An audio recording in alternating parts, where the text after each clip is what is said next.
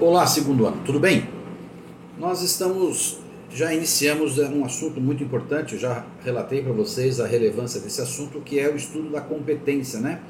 Competência é aquela forma mais visível da jurisdição, é o que vincula e permite que um órgão do judiciário se debruce sobre um caso e profira uma decisão válida. Portanto, a competência é formada de uma série de critérios constitucionais, legais, regimentais, que ora tem a ver com a matéria discutida, ora tem a ver com as pessoas envolvidas, ora tem a ver com a existência ou não de uma outra ação que vincule aquela que está sendo proposta.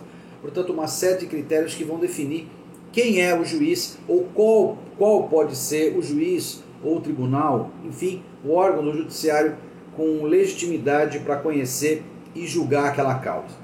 A gente na última aula viu algumas classificações de competência, civil, penal, e terminamos vendo as competências originária e derivada. A gente vai falar agora de uma classificação muito importante, que é aquela que divide a competência pelos critérios em absoluta e relativa. Por quê? Porque quando a gente fere os critérios da competência, quando a gente viola, não respeita os critérios legais da competência, a gente promove a incompetência, ou seja, nós estamos diante de um juízo incompetente. E não é um juiz que não sabe direito, né? É um juiz que não tem, pelas regras legais, pelos critérios legais, aptidão para conhecer e julgar aquele processo. Essa incompetência, portanto, é um defeito. Mas a gravidade desse defeito, a possível correção ou não desse defeito, os efeitos desse defeito, o como se alega ou se reconhece esse defeito, vai mudar, dependendo de nós estarmos diante de uma regra absoluta de competência ou uma regra relativa de competência. Isso nos leva, portanto, aos critérios de competência absoluta ou incompetência absoluta e de competência relativa ou de incompetência relativa. O que significa isso? Há algumas formas de identificar se nós estamos diante de uma ou de outra, e a importância disso é que, sendo a incompetência absoluta, ou seja, se nós violarmos os critérios de competência absoluta, gerando uma incompetência absoluta, isso significa que os atos processuais praticados são nulos. Não há como se corrigir, não há como se convalidar uma nulidade decorrente da incompetência absoluta. É impossível. Outra coisa, a incompetência absoluta pode ser reconhecida de ofício pelo juiz. Portanto, o próprio magistrado, independentemente da parte contrária a alegar ou não, a parte que não praticou o ato de incompetência, o juiz pode imediatamente reconhecer. A competência relativa é diferente. A competência relativa, ela se convalida com o tempo. Portanto, aquilo que era irregular, por ser uma incompetência relativa, ela se corrige com o passar do tempo. E como? Justamente porque a incompetência relativa, ela depende da alegação da parte que em tese seria prejudicado por essa irregularidade. Na medida que essa parte não alega, suporta a irregularidade, enfim, não acha que isso é um grande problema, o juiz não pode achar no lugar dela. E, portanto, aquilo que era incompetência inicial se torna uma competência com o passar do tempo.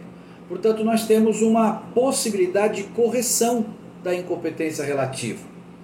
A incompetência absoluta também, ela normalmente diz respeito à matéria ou ao tipo de pessoa que está envolvida. Por exemplo, tratando de trabalhista, de matéria trabalhista, nós não temos como corrigir uma incompetência se a ação ajuizada no plano civil.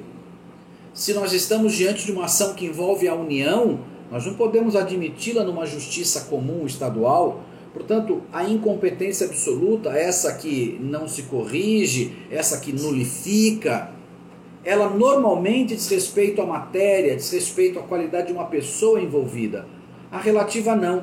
A relativa normalmente usa como critério definidor da competência relativa o território, ou seja, se será no Foro de Santos ou no Foro de São Vicente, se será na comarca de Santos ou na comarca de São Vicente, E essa escolha é muito mais vinculada a uma questão privada do que uma questão de ordem pública.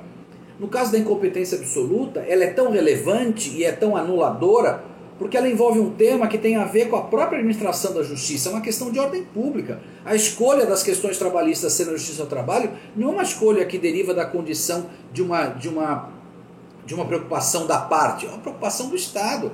Agora, se será no Fórum Estadual de Santos ou no Fórum Estadual de São Vicente, essa não é propriamente uma questão que preocupa o Estado, já que, tanto lá como cá, a jurisdição vai ser exercida pelo próprio Tribunal de Justiça.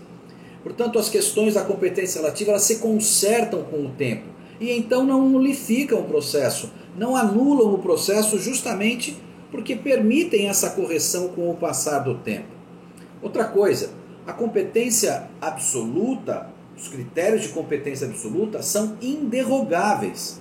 Você não pode alterar, você não pode revogar e escolher outro, ao passo que as regras de competência relativa, portanto normalmente vinculadas ao território, elas podem ser objeto de deliberação e são, gente, através daquelas cláusulas que nós já falamos, que são cláusulas inseridas nos contratos particulares que elegem um foro. Colocam lá, as lides decorrentes desse contrato serão discutidas no Fórum de Santos. Portanto, esta competência relativa, ela se permite negociar por cláusulas contratuais de vontade das próprias partes. Portanto, são muito bem destacadas. A competência absoluta, ela nulifica. Ela pode ser reconhecida de ofício. Ela não se derroga, ela não se negocia, ela normalmente faz relação com matéria, com qualidade das pessoas. Relativa, ela normalmente não nulifica, ela se corrige, ela se convalida, ela precisa ser alegada pela parte contrária, ela é objeto de derrogação por cláusulas contratuais. Portanto, são aspectos diferentes de uma mesma ideia, ou seja, é óbvio que a lei gostaria que sempre se cumprisse o critério legal, mas o modo, o efeito do descumprimento desse critério legal, ele varia de acordo com o tipo de competência, o tipo de violação, o tipo de regra violada. Se for uma regra material de direito, uma regra que leva em conta a matéria, a competência, sendo absoluta, ela não se valida, ela não se convalida, ela não se derroga, pode ser reconhecida sempre. E se for relativa, é diferente. Portanto, vejam que as modalidades de competência vão gerar efeitos naquilo que vai decorrer na hipótese de que, eventualmente, seja descumprida aquela regra, aquele critério, ok?